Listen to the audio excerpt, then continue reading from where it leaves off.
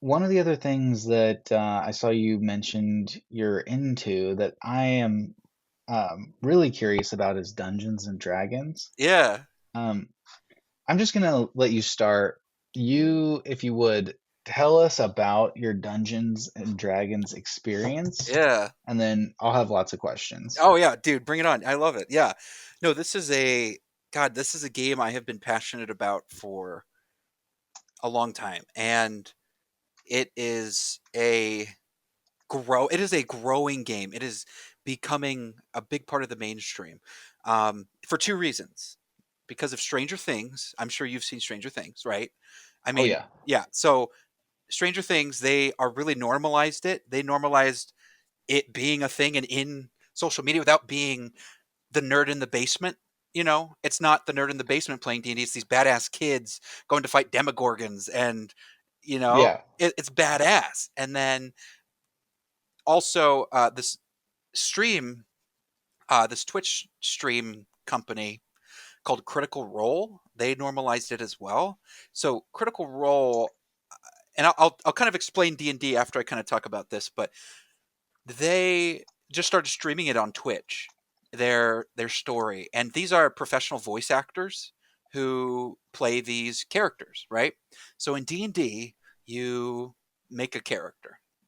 You create its you have your class. I'll kind of go into mainly the personality. You're creating a character who has personality, who maybe he's a hardened veteran from some you know knight who was uh, neglected by their king, and king went, let's say it's like Game of Thrones, you're Jamie Lannister, right? Like you're like that's a whole ass character right there. You just make that in a character, right?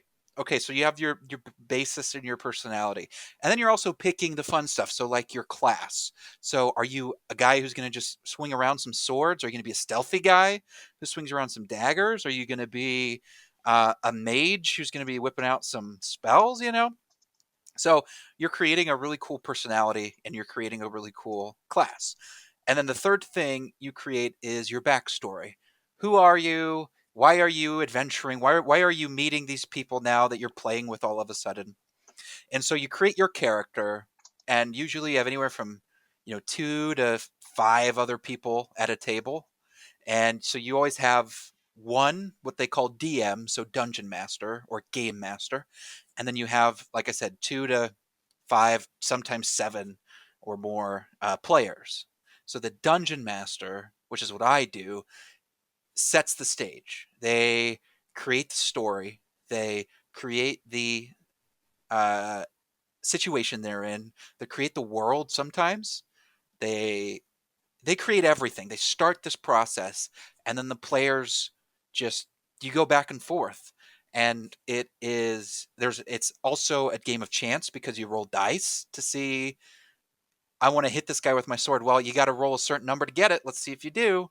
Well, and you fail, and then he hits you, and you might die. And so there's some sort of excitement, behind all of this, and there's real risk for your characters. And um, what I have, so that's kind of the basis of Dungeons and Dragons. That's kind of how you play. That's how you kind of start the game. That's how you get it going. Um, and one thing that is really cool that I'm super proud of with my friend group that we've been doing this is that we started it in August of 2022. And I grew up, my dad played it in the 80s when it was like new, when it was being, like slandered by the church because it's satanic rituals and shit, right? So like Oh my that's God. that's when he was playing. In small town New York, that was a very intense thing. So um that's when he started playing, and I grew up as a nerd. I mean, he got me into Star Wars, he got me into comic book, like comic books and Gundam and anime and and Dungeons and Dragons. And so our first game that I had ever played was like 2015. And like there were a few times where me and a couple buddies got together and played a couple games and never really got into it as much, but it was fun. And we 2017, 18, I think we really got into it again, played quite a few, sessions is what we call them, anywhere from like 2 to 6 hour sessions of you just playing, and Yeah. they go like that. It's awesome. And then, like I said, August of 22, I started with a couple of my Lincoln buddies, and we've been going strong, and we've been playing almost every single week. Like, it is a consistent thing. And a big thing in the D&D community is like we can only play once a month because we have to line up 8 people's schedules, right? Right. You got Yep. people with kids, you got, I mean, in my group we have people with kids and, night jobs and morning jobs. I mean, and we still play every week almost. And we have played like 70 sessions of at least 4 hours each. Like Right. 300 plus hours of this one game and this one story that we have played. Um and it's just a blast. And one thing, the biggest enjoyment piece that I get out of it is being the DM. I get to write the story. I love. I mean, and Game of Thrones is a big inspiration for me with the twists and turns. Oh, they wouldn't, and then certain character dies, right? Like that's what Yep. is so like holy shit. I just want that. I want them to like eyes widen, grip their hands, and like, oh no fucking way. So I love to tell the story. I love writing, and I never knew I loved writing until 2 years ago. And so we have concocted this massive world with so many fun characters and an insanely, in my opinion, really detailed and cool story of like loss and betrayal and death and sadness that has been able, like, they've grown through it. And just last week we went into, I had this big reveal planned, and one of the bad guys is the dad. What? That's your dad. Why is he the bad guy? Like, it just like Yeah. mind blowing. It's just those moments that are so thrilling. I wish I could play every day. Like, I want it to be my job. It's just so fun. Sorry, I shouldn't be swearing so much, my bad. But Nate, I'm yeah. I'm so excited that you're talking about this, man. Yeah. Like, um, I have like I have a little bit of background I'll tell you about my experience with D&D, Oh, really? which is like nothing. I Okay. have never played, Yeah. but I have a little bit of experience. But one thing I did know was what a dungeon master was, Okay. and I really did want to ask you if you were one. And Mhm. I just like thought there's no way that you would be, Mhm. like so that's so exciting to me Yeah. because I just want to know one. Like I Yeah. really do. I genuinely want to You're like know a dungeon master. you're like talking to some buddies at work, and they're like, "Yeah, we play D&D, but we don't have a DM." And you're like, "I know a guy." Yes, Like I the know biggest exactly. value behind it. Yeah. No, yeah. I mean, Um, it's go ahead. dude, I can't believe you've been doing that. I mean, I have way more questions now. I feel Mhm. like we could talk about this Oh for god, I could talk hours. about D&D forever. Yeah, yeah. Um, okay, so I just want to establish a couple questions I have about the rules Okay. before I kind of like go further. Yeah, So, do it.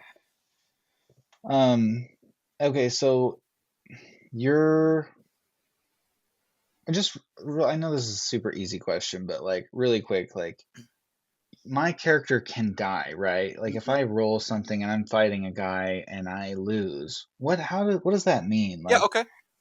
Like what if I'm in your friend group, we've been playing for 2 years and my character just dies? And Totally. it wasn't planned. Like you as the dungeon master didn't write that in. It was Right. just like I rolled the dice and I'm dead. You fucking Now died. what? Right, right. That's a really, I Yeah. love that. So there are, okay, I'll talk about it in a really so basic. There are two types of there's more than two types of encounters, but there's combat encounters and then there's social encounters. And then let's say there's like real world, like game world encounters. Okay. So game world encounters would be like if you jump off of a 100-foot cliff. Well, yeah, there are numbers that I have to roll on my end to tell you how much damage you get dealt, but you're probably going to die, right? Social encounters, you could be okay, so an example less treacherous, it's with social encounters, but you could be talking to a dude and you're trying to convince him to, like, have him give you information on this bounty that you have. You're trying to find a guy or something. And you roll a persuasion check to figure out, you know, hopefully my persuasion is good enough to uh get him to tell me what I want to know. Well, if you fail, he may not like you very much and he might hate you or whatever. But So that's social encounters. And then there's the combat encounters. So that's where you're doing combat. We are fighting. You get your spells, you get your weapons ready. I mean, you're going ham. And it's a turn based combat. So you roll a certain number, like let's say, we call it initiative. So it's just whoever gets the highest goes first, and it just goes down from there. So let's say Goblin attacks Trevor and you go down to 0 HP, right? You're out of HP. You go down. What happens is you go unconscious, and then you roll something that is called death saves. It's a death saving throw. Okay. If you get 3 failures on a death save, you're dead. You have to give me your character sheet. This is the rule. It's brutal, man. It's brutal warfare out there. All right. Yeah. But, but if you roll 3 successes, which is a D20, right? So 20 sides to a die. You have to roll a 10 or higher for it to be a success. A 1 to 9 is a failure. It's Okay. that simple. But it's scary because while you're unconscious, Goblin maybe saw you murder his family and now has a hatred towards you, and while you're unconscious is going to hit you. And if he hits you while you're unconscious, that's a death save. So and you have one, right? And then I rolled bad on my turn. Goblin's turn again, hits you again, and boom, you're dead, right? Hand me your character sheet. There has been one time in our 2 years where I had to have somebody hand me his character sheet. Um, but it was also a sort of uh, excitement, like a little like, oh, plot twist, because we had my girlfriend just join. My girlfriend plays with us now, and Okay. she had just started, and she had a spell that revives somebody who's, if they're dead within 1 minute, she can revive them, even from the dead, right? So he didn't know she had the spell. He hands me his character sheet. He was so pissed. Oh my god! I thought I was gonna get punched. I was like, "Fuck!" He's mad at me. He's so mad at me. But then she casts a spell, and they're just like, "Holy shit, you can do that!" And I give him his character sheet back, and boom, he's good. So it's Okay. I love the theatrics behind some of those things, but um, so yeah, Well, and that's like real emotion, I think. yeah. Like, I mean, because that you is might have that character for a year or something. yeah. He was playing that character for a year, for like a year and a half, probably. That is like 50 sessions of gameplay of this character who, especially for him, I kind of made him his backstory kind of the main storyline at the beginning, and like plot twist, his spoiler alert, his best friend uh ended up being this guy, this big bad guy they had been chasing this whole time, and he didn't even know it. And plot twist again, his best friend was captured in a way by a demonic soul, and so he's like tethered between death and like his it's still in his body, but like in this captured like in a cage, really. And so then there's this like, okay, do I kill my best friend? Do I kill the bad guy? Am I killing him to kill the bad guy? And so there was like a lot of raw emotion around his character already, and so a lot of this was built up around him, and then sniped him dead. So it's just there's just so much that could go into it. It's super fun. Um, so let's say you're with a group of people like you sounds like you typically always are, Mm. and you've got the dungeon master and then there's everyone else. Do people break off on their own? Like, I'm kind of going on this side quest. I'm going to go find this object and try to bring it back to the group. Or do people always stay together? Do people like make decisions as a group? Like, okay, we've encountered 3 doors. Yeah, Do we want to go through one of the doors? Do we want to like turn around and leave? Do we have to decide together? Or can I like just say, I'm going through the middle door? How does that sort of, and like, is that a yeah, conversation or how does that happen? yeah. You know? It's fun. So rule number one: do not split the party. That is a widely known rule. Just don't split the party. However, you're right though. There are times, and from a DM perspective, I love splitting the party because it gets like this edge going. Like I forcibly split them up. Oh man, because they're on their own. They don't have the support of somebody to come heal them or do more damage with them. Like they don't have that support. You are free to do it though. You can totally do whatever you want to do. It's just maybe a roll of a die. But yeah, if there's three doors, a lot of the times the party may say, if there's six of you, maybe you do two, two, and two. It's hard going on your own can be kind of scary, but there are times that happens a lot, especially. So one of our characters, he's a rogue, so he's all about stealth, being sneaky, gathering intel, coming back to his boys and saying, "Hey, this is what's going on." So he does a lot of stuff on his own in that way, but he can always get away because that's just kind of his specialty. That's what he can do. But if you're going in on an army on your own, dude, good luck. Like you're gonna die. But uh, yeah, it's kind of a widely known thing to just don't split the party. Okay, so let's say I'm the stealth guy, Hmm. and I've gone off on my own, and I'm going to try to learn some new information that I can hopefully bring back to the group. Yeah. When I roll and it's my turn, and you're the dungeon master, and you're letting me know what intel I've just learned, do you like whisper that so that the Mm. rest of the party doesn't know? Or because if you're just kind of telling me and you just said it right in front of them, even though they don't really know because I'm like off on my own, Yeah, how totally. does that how does that work, you Yeah, know? like again, I kind of enjoy the theatrics and the dramaticness of the how much drama you can put into it. Uh, so yeah, I love I don't do it as often as I should, honestly, but yeah, by all means, just tell them something in secret because they are still their own character. They may have this backstory. Oh, my parents died and so now I'm out to do good. But in reality, they killed their parents maybe, and they're the bad guy. And like they're not a good person, but they're telling everybody they are. So telling them secrets allows them again to continue making this decision of do I tell my party what's going on? Do I, like let's say you loot off of a goblin a 500 gold, right? But if you did it stealthily, nobody sees it. So are you keeping that? That's totally dependent on how you build your character and what you want, how you want your character to play with the other players too. Okay, and then um, let's say I've got my character sheet, I've designed my character, and we all kind of know what my character would do. But then when it's like in the moment, I just am feeling different. Like, I designed my character like Jamie Lannister, Hmm. but then one day I'm just feeling very Jon Snow. Like, can I Yeah.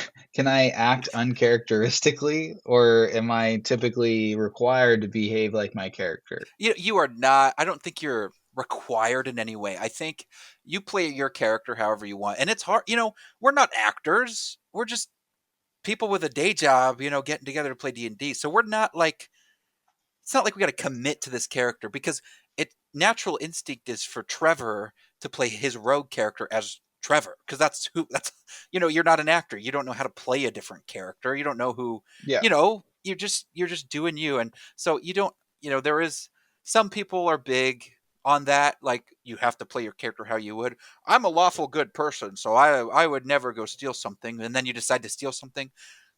But I say just do you and just have fun with it. Bottom line, I've always thought the least amount of rules that you can have in D&D, the most fun you're going to have, because literally the last two sessions that we've played, which was about 4 hours, was us not just talking. There was no combat. It was just us figuring out this really cool storyline stuff, them figuring out some really cool plot points, a lot of jaw-dropping moments, and like that's the thrill that we get to have. But not everybody is the same way. Some people just want to come in and kill a bunch of shit, and cool, good for you. But we have a pretty good thing going where everybody knows their character pretty well, and there is a point where another example. So one of our characters is a paladin. Okay, so when you're a paladin, you take uh, this oath with a god. Okay, this god, and he was like, "I am taking an oath," and maybe you're taking like an oath of devotion. I'm going to devote to protect these people, right? So he started out as an oath of devotion paladin. He was devoting to protect the people from this rebel cause that they're kind of the main bad guys, right? And so over time, though, he grew less like I'm protecting you and more of like I'm killing these guys. So as a really cool change, there was a point where he like brutally murdered somebody that was the bad guy, and like you can describe it like you kill somebody. I'm like, describe how you killed this guy, and you can go full like anime insane, like did a 360 no scope on this guy, and that's fine because you killed him. It's cool. That's the fun part. Um, and so I was like, okay, roll a d20, and he rolled a natural 20, which is like, oh, crazy. And so I had everybody else leave. So I had everybody leave the room, and I was like, okay, John, you. Then I give him like a vision from his god, and he's like, you have betrayed your oath. You are no longer a protector. Now you are an avenger. And so now he's an oath of vengeance, which gives you different stuff and different abilities and different cool spells. And uh, you can really work in how you play your character, though, in a very, thematical way where you're changing even just the core abilities or the style of play that you do too. So, yeah. I love that. Hmm. Um, as a dungeon master, how much time do you like? I guess maybe just talk a little bit about what it like. What is your experience like being a dungeon master? How much time do you spend writing before each session? I'm really curious, like when you get together, do you sort of have like a story arc for each session? Like, okay, we're getting together on Tuesday. On Tuesday, this is sort of like okay, we're in this town. Hmm. There's a mystery. I hope that we have solved the mystery by the end of that session. Or is it like totally open-ended? You have no clue where it's going to go, Right. and you just gave yourself a couple little points of like, well, if they do this, I'm going to go here, but I really don't know what's going to happen. Yeah, that's a really good question too, because it is such a mixture, and you genuinely have no idea. You have four people in front of you, and you have no idea what each one is going to think or do. So there have been times where I swear to God, Trevor, I labored over writing the next session to be like the coolest, like most badass thing, and it's going to be so fun. And I did. It just recently happened. And like they're in this I'm kind of doing it in arcs. So there's like arc 1 where they found out, oh, his best friend's the bad guy. Okay, arc 2, they go and save the city. Arc 3, now they're in a completely different like universe kind of thing. They got transported and they're doing some crazy shit. So now they're saving this world that they're in. And man, and right now, like, I was thinking this would be like a quick 5 to 10 session, maybe like 4 to 8 sessions in this world, right? And that would be it. And so I had everything lined up. And then at one point, they're like, we're going to go south instead. And I swear to God, I spent hours that week writing up this entire really cool plot point to save this main city, then kill the big bad guy because he was or the boss, or the king because he ended up being a bad guy. And then they were like, we're going to go south instead. That was like 15 sessions ago. And they just finished the area that I had originally planned for them to be in however long ago that I spent hours on. But what the beauty of it is that, yeah, I have to sidestep really quick, and you have to be prepared for anything. And that's where a lot of the excitement is. That's where a lot of some of our best sessions that we've had are me going in without any plan, without any idea of what they're going to do. And you also build this world, and you're so into it.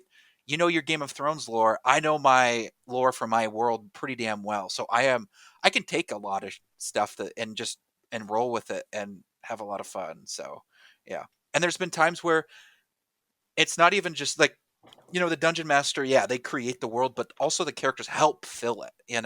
I create this outline and you help me fill it with these cool characters and the cities and what kind of city they are and the bad guys there and whatever. Um a lot of times, like, it's interesting, they're I don't know what I'm doing with something, right? Like, here's this dwarf, and he makes stuff out of gold, and he's kind of insane.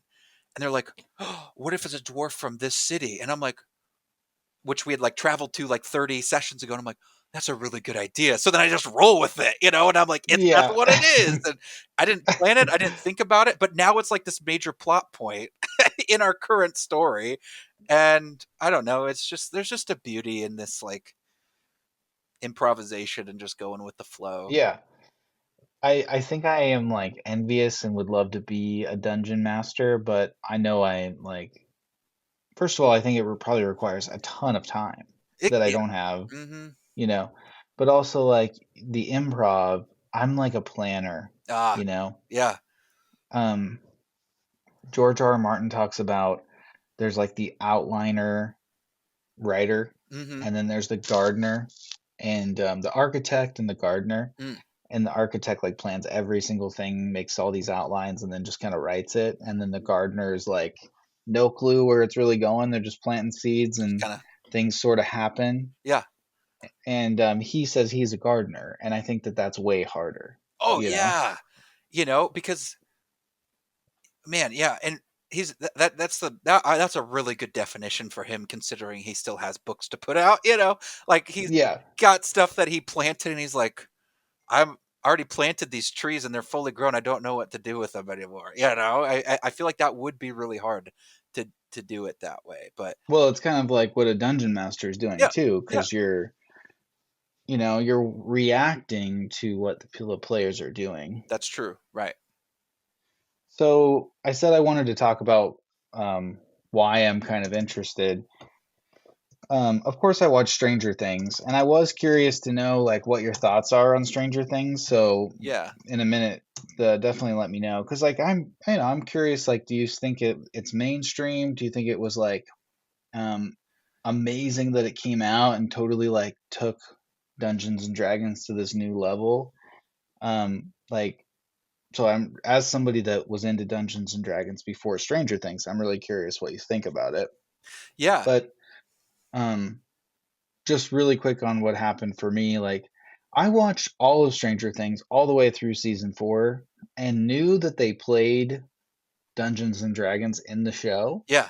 but I didn't know that the show is like it's very meta, like about Dungeons and Dragons. Like I didn't know Yes. that. Yeah. I just loved the show and I knew that they like to play. Yeah.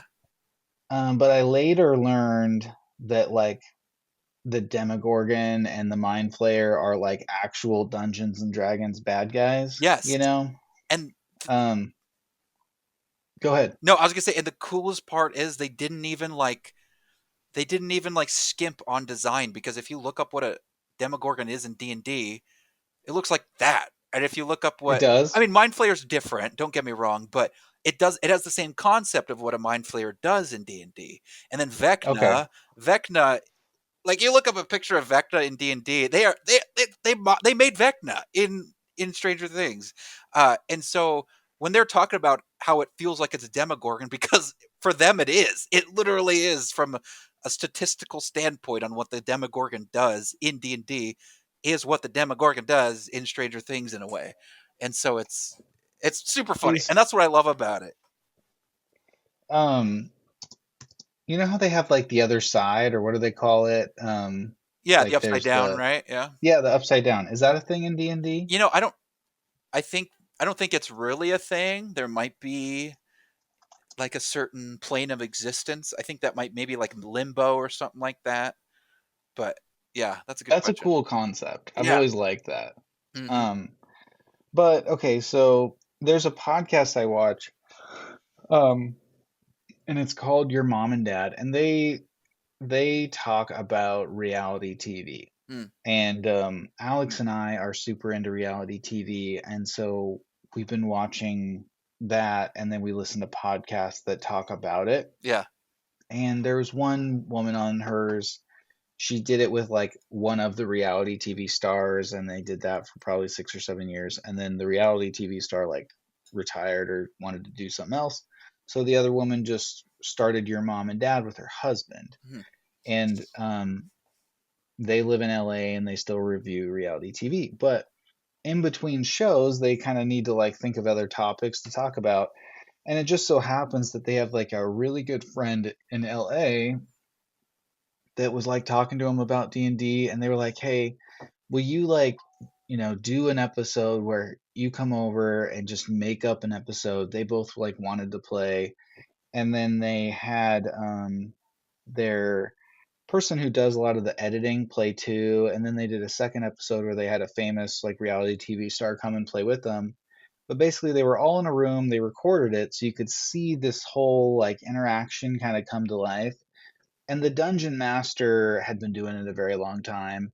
He's in a band and he's like a vocal guy, so he can change his voice. Mm-hmm. And so he's constantly like changing his voice and being, if he's like a random guy working at a pawn shop, he kind of changes his voice to be a pawn Yeah. shop guy. Hey, And what are you doing here? Can I get you an yeah, oil fix? You know? yeah, exactly. And but the people like they get to make up their characters and they talked about the rules a little bit, but I like could not get my I had to like stop what I was doing. Normally I like listen to the podcast version, but I like switched to the YouTube version and was like watching everything because I Really? was so drawn into it. And I was just like, um Dungeons and Dragons has not ever been anything that I knew anything about or wanted to play. I didn't know anybody that did play. And again, I didn't know until watching those episodes that Stranger Things was even about it. Because I was talking to a friend about watching these podcast episodes, and that friend said, "Yeah, Stranger Things really normalized it." And I was like, "Oh, really? I didn't even put two and two together, Yeah. you know?" But it just looked like the most fun, Yeah. especially if you have a good dungeon master, because then you get to just kind of be along for the ride. Like you just make your character and show up, and Yeah. hopefully the dungeon master did a good job, Yeah. you know? Totally. Totally. Um, but it's like I'd love to play, but like I looked like that people play online, but it's probably better in person. And also like you've got to have this group of people that is like committed and you have to Yes. have a really good dungeon master. And Yeah. it's just a lot of things have to Yes. come together, you Yeah. know? It does. And also, so my it's from our campaign started with two buddies, Lucas and Jamie, and they are full on nerds just like me, and they love all nerdy things. But they never got into D&D. And I talked about it probably at nauseum, like, guys, I have this really cool world idea.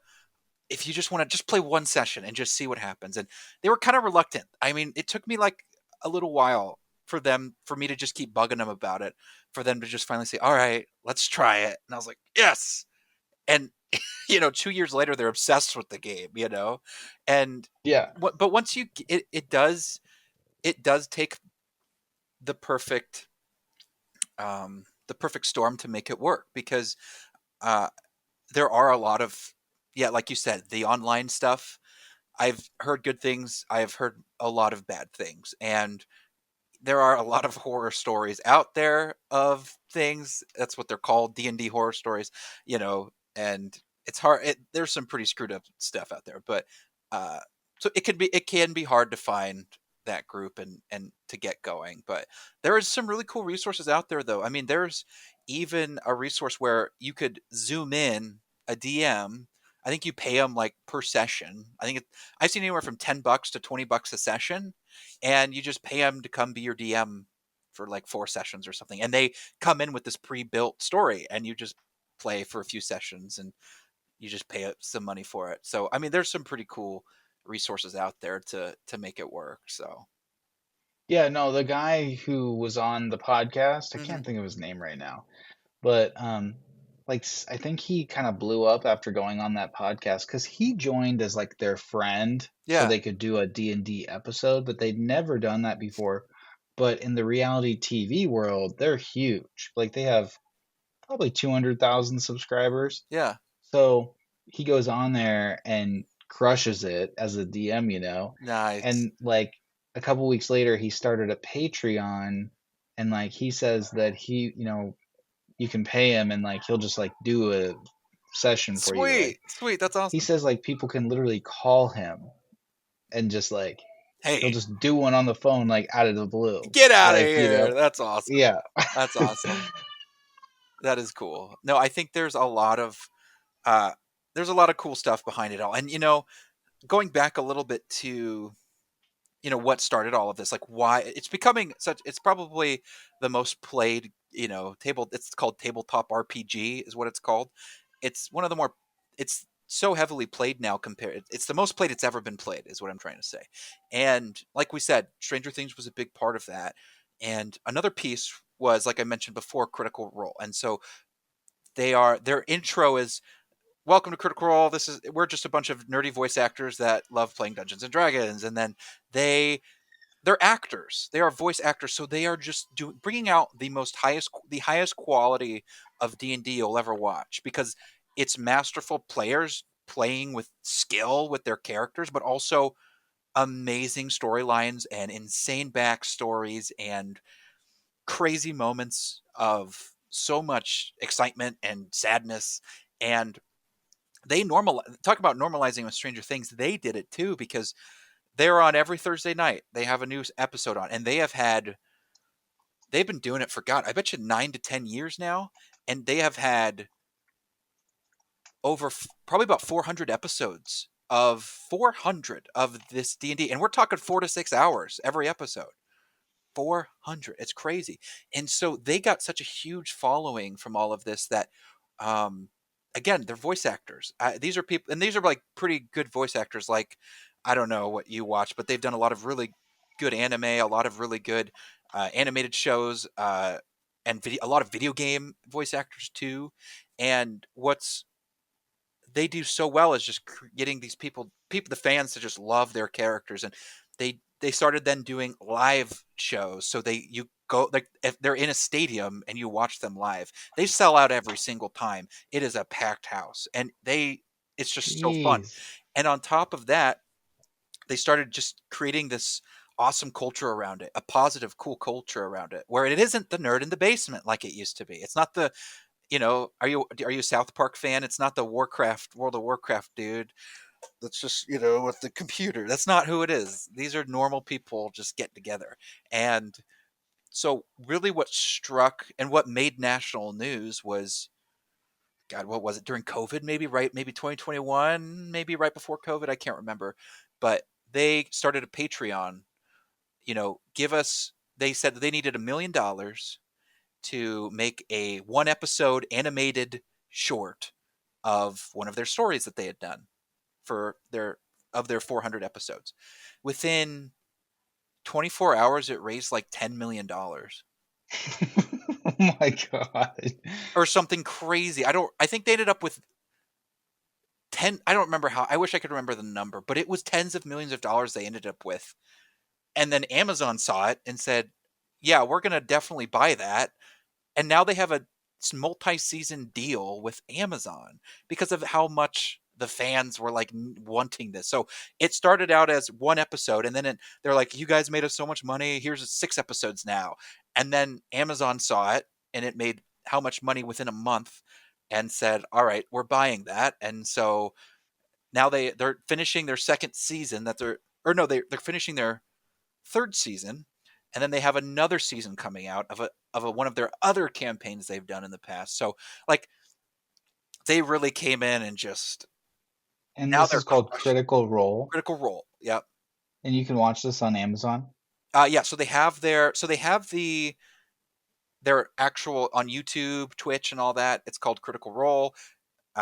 It can be kind of tough to get into. I mean, you're used to listening to podcasts though, so it's kind of helpful. But again, you're listening for 4 hours. It can be a lot. So, but yeah. So then they have their animated show on Amazon called Legend of Vox Machina, which is their group name was Vox Machina, which in German is voice box or something, which they're voice actors, so it's kind of a funny thing. But and they just, yeah, like I said, they've really just pioneered the normalization of the game, and now it is massive. And now there are hundreds of Critical Roles out there, of people making content and people eating it up, and I am one of those people who eats it up. So